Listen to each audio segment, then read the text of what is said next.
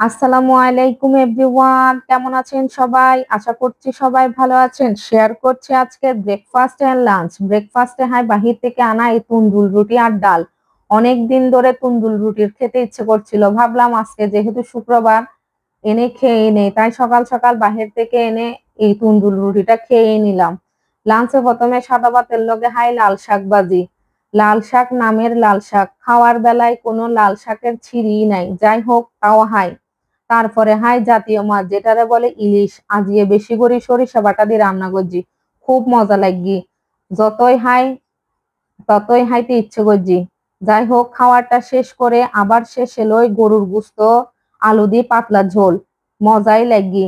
আমার আবার গরুর তেলটা বেশি পছন্দ, দারুণ লাগে খেতে, মেখে মেখে খেতে ভালোই লাগছিল। তারপরে এই কোকা কোলা। আলহামদুলিল্লাহ, এই ছিল আজকের ব্রেকফাস্ট এন্ড লাঞ্চ।